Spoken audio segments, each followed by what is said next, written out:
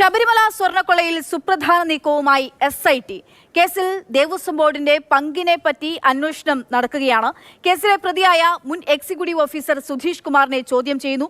പിന്നാലെ ഉണ്ണികൃഷ്ണൻ പോറ്റിയുടെ സുഹൃത്തും സ്പോൺസറുമായ CK വാസുദേവനെയും ഇഞ്ചക്കൽ ഓഫീസിലേക്ക് വിളിച്ചുവരുത്തിയിട്ടുണ്ട്. തിരുവാഭരണം കമ്മീഷണറെയും വിളിച്ചുവരുത്തി വിവരങ്ങൾ ശേഖരിച്ചു. CK വാസുദേവൻ അടക്കം SIT ഓഫീസിലെത്തുന്ന ദൃശ്യങ്ങൾ മാതൃഭൂമി ന്യൂസിന് ലഭിച്ചു. ശബരിമല സ്വർണ്ണക്കൊള്ളയുമായി ബന്ധപ്പെട്ട് ഏറ്റവും പ്രധാനപ്പെട്ട ചോദ്യം ചെയ്യലുകളാണ് തിരുവനന്തപുരം ഈഞ്ചക്കലിൽ SITയുടെ ഓഫീസിൽ നടക്കുന്നത്. ഇന്ന് ഈ കേസിലെ പ്രധാന പ്രതികളിൽ ഒരാളായ ദേവസ്വം ബോർഡിന്റെ മുൻ ഉദ്യോഗസ്ഥനായ സുധീഷിനെയാണ് ചോദ്യം ചെയ്യാനായി വിളിച്ചു വരുത്തിയത്.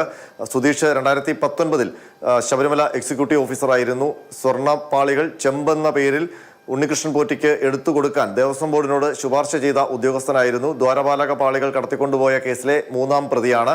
മാത്രമല്ല, വാസു ദേവസ്വം പ്രസിഡന്റായിരുന്നപ്പോൾ അദ്ദേഹത്തിന്റെ പ്രൈവറ്റ് സെക്രട്ടറി കൂടിയായിരുന്നു 2022 വിരമിച്ച സുധീഷ് കുമാറിനെ വിളിച്ചു വരുത്തിയതിന് പിന്നാലെയാണ് ഈ കേസിൽ പ്രധാന സംശയ സ്ഥാനത്ത് നിൽക്കുന്ന CK Vasudevan, Kottayam CK constructions ഉടമ CK വാസുദേവൻ കൂടി വിളിച്ചു വരുത്തിയത്. CK വാസുദേവനാണ് ഉണ്ണികൃഷ്ണൻ പോറ്റിയുടെ വിവാദമായ ആ പീഠം 4 വർഷത്തോളം സൂക്ഷിച്ചത്. അത് മറന്നുപോയി എന്നാണ് CK വാസുദേവൻ അന്ന് ദേവസ്വം വിജിലൻസിന് മൊഴി നൽകിയിരുന്നത്.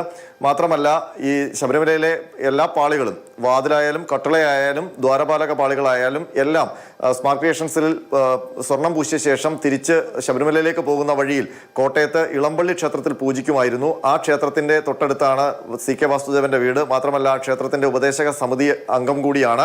അതിനൊപ്പം തന്നെ 2017 മുൻപ് മുതൽ തന്നെ ഉണ്ണികൃഷ്ണൻ പോറ്റിയുമായി അടുത്ത ബന്ധം പുലർത്തുന്നയാളാണ്. ഉണ്ണികൃഷ്ണൻ പോറ്റിയുടെ ഒപ്പം ശബരിമല സന്നിധാനത്തെ സ്പോൺസർമാരിൽ ഒരാളായി അറിയപ്പെടുന്ന ആളുകൂടിയാണ് CK വാസുദേവൻ. അതുകൊണ്ട് തന്നെ CK വാസുദേവന്റെ ഈ ചോദ്യം ചെയ്യൽ ഏറ്റവും നിർണായകമാണ്. ഈ കേസുമായി ബന്ധപ്പെട്ട് ദേവസ്വം ഉദ്യോഗസ്ഥരെ കൂടി ഇന്ന് ചോദ്യം ചെയ്യാനായി വിളിച്ചു വരുത്തിയിരുന്നു. അതിൽ പ്രധാനപ്പെട്ട ഉദ്യോഗസ്ഥൻ റിജിലാലാണ്, തിരുവാഭരണം കമ്മീഷണറാണ്. ഈ തിരുവാഭരണം കമ്മീഷണറാണ് 2025 ഈ ദ്വാരപാലക പാളികൾ ഉണ്ണികൃഷ്ണൻ പോറ്റിക്ക് കൊടുക്കുന്നതിനെ എതിർത്തുകൊണ്ട് കത്ത് ദേവസ്വം ബോർഡിന് എഴുതുകയും ചെയ്തത്.